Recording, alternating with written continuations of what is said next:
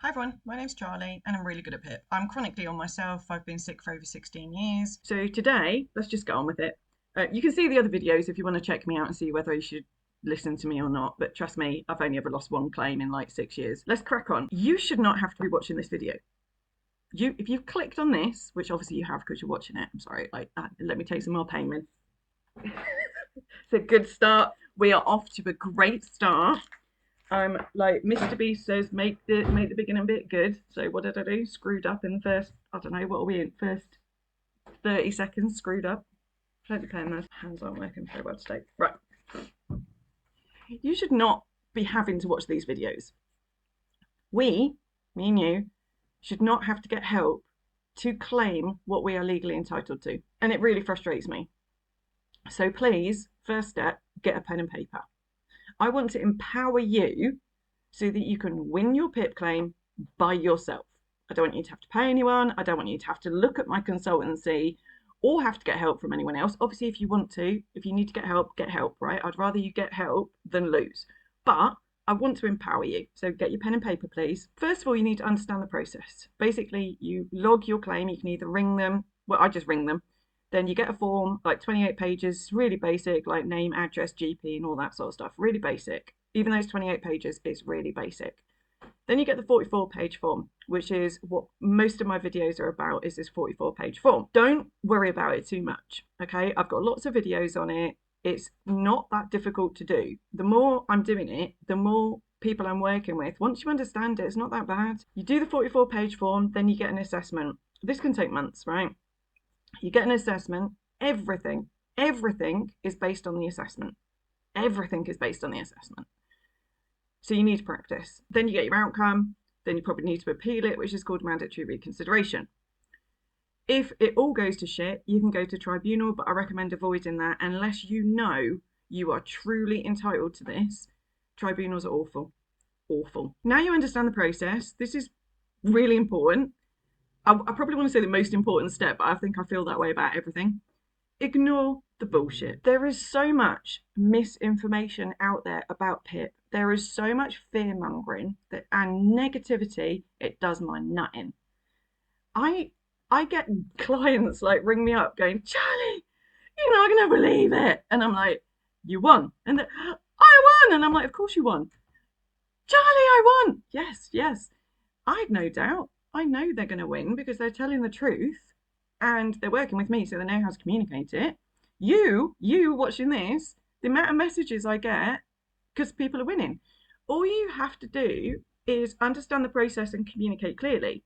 If your life is massively impacted by your condition, you'll win. Winning is not difficult.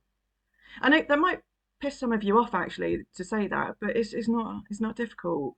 It's not, honestly, it's not difficult. So ignore all of the fear mongering and probably stick with me. Yeah, stick with me because at least I'll cut the shit and I'll be honest with you. So you understand how the process works.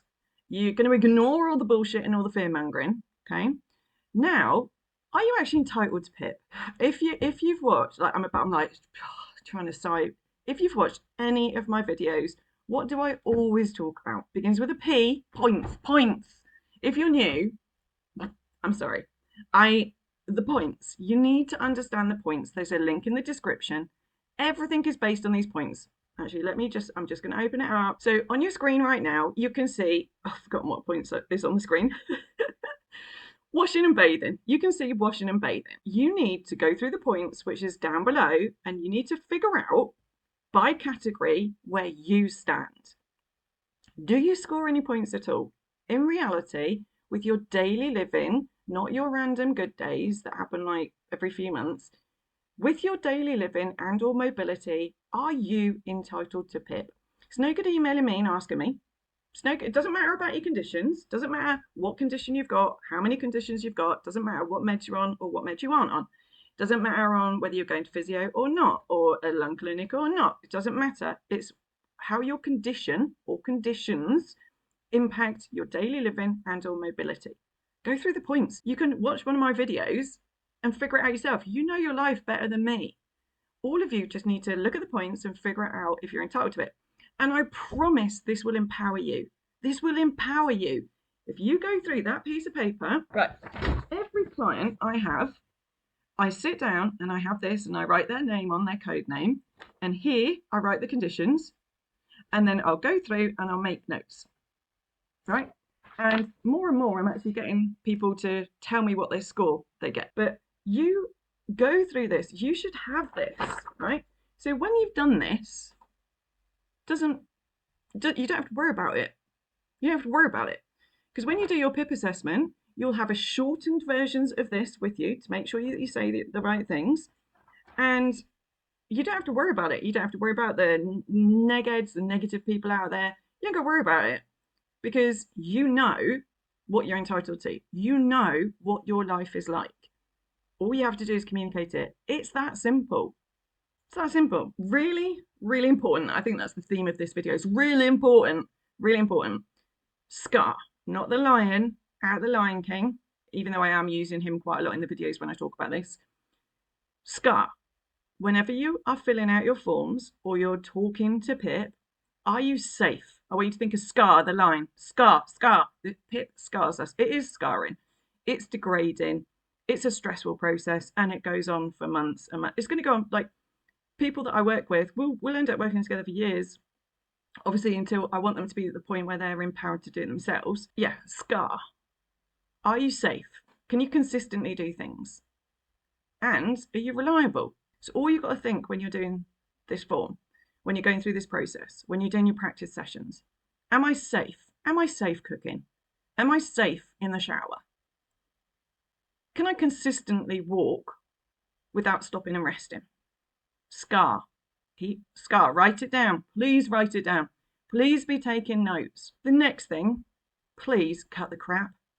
Just this is like, well, I've written myself down some little notes to keep on track because I think if you've seen some of my videos, we all know I am a chatter and I do get distracted. I was editing the other day and the amount of crap I had to take out that I was chatting about, it was ridiculous. I need to cut the crap. You need to cut the crap. They don't need to know every time you get a new prescription. They don't need to know every time you go to the doctors. They will check with your GP. They will ask your GP if you're diagnosed. You just need to be diagnosed. That's it. And I do say this a lot. Say it again, because statistically, on average, a subscriber will only watch 3 of your videos. So I don't know whether you're new to me or whether you watch more. I don't know whether it's different because what we're talking about. So I'm sorry if I'm starting to repeat and you're like, Charlie, I watch all your PIP videos. I'm really sorry if you are watching all of them. Actually, if you're watching all of them, can you remember what I was trying to say? Oh yeah, your doctor cannot explain how it feels to be you when you're engaging with people face to face. Your doctor can't do that. Your doctor could write and say, so-and-so explains that when mixing with people face to face, she feels really anxious. That's pointless evidence. Pointless evidence. I've got a really good video about evidence. I think I called it Maximizing Your PIP Claim. I've got a really good video on that. So watch that. That was really good. But evidence, like, really cut the crap. These poor people at PIP get hounded by us, very angry people, and they get buried under crap that is irrelevant. So please cut the crap. Write it down. Cut the crap. This video's really hurting my ribs because I'm laughing so much. I don't think I said I've got a severe form of psoriatic arthritis, so I'm riddled with it, and it's everywhere, but it's worse in my jaw joints, my ribs, my right hip's very grumpy at the moment, but I keep laughing with you, so it's really hurting. Most important, I think I've said that for everyone, right? Practice. Now, most of my videos currently are about how to do the paperwork. That's not the most important thing. That's not the most important thing. The most important thing is that you practice before your assessment, because it doesn't matter if you've got the most amazing form on the planet that is really clear, that explains everything in PIP terminology. So if they looked at the form and the form alone, you'd get enhanced. If on your assessment you do not communicate clearly, you aren't going to win. You're not going to win. So you need to practice. Okay, now I am going to be doing some videos on this. They're going to be coming really soon, hopefully in the next week or two. That is what I think is the most important thing. So with my consultancy, Most of what I'm doing is people's forms. But once someone's buddied up with me, then they realise and we talk more, and I pretend to be Pip, right? And I ask them questions because I see how good they are. I try and figure out how good people are and what areas we need to focus on. It's the practice sessions. Like today, I've logged on. I've got 3 people. This is this morning. It's not even 11 o'clock. 3 people already have contacted me and gone, Charlie, I've got the assessment. Can we do the practice sessions? Yeah, and I'm going to be doing group training coming up. So this is, I cannot express how important this is. And I'm not trying to pitch you for money for me, right? Yes, I need money for food. I'm going to do videos on this. You've got to practice, and I will be doing a brilliant video so that you can practice, hopefully with a good friend or loved one. And I'm going to be very clear about what we need from that person, because if they're shit, then it's no good them being your buddy with you. Or you need to understand their weaknesses. Anyway, I'm going to do a really good video on it. So I'm hoping the video is going to be good enough that you don't need to book with me, but I am going to be doing group training sessions to try and get the costs down. To start with, I'm only going to take 10 people in one group session for practices. Once I've sort of found my feet with it, if I can take more, I'm just going to bring the price down. Okay, so that it's more like possible for you to book it, because I know like a lot of you are going to be in a position where your PIP money is going to be everything for you. I want to have reasonable prices. In the meantime, when it comes to, until that video is done, right, 2 pieces of paper is all you're allowed. Obviously you can ignore me. I only have 2 pieces of paper when people are coming to their assessment. It's no good if you have tons of pieces of paper. You will not have time to read them. You will be answering questions. It will be like a conversation. So if you're thinking, all right, I've got everything, forget it. You will not be able to refer to those pieces of paper. 2 pieces of paper, that is it. You write preparing food, and you write just big words. Like, for example, if you have to sit in a chair and use a microwave, chair, microwave, that's it. 2 pieces of paper maximum, preferably 1 piece of paper. Preferably 1 piece of paper only.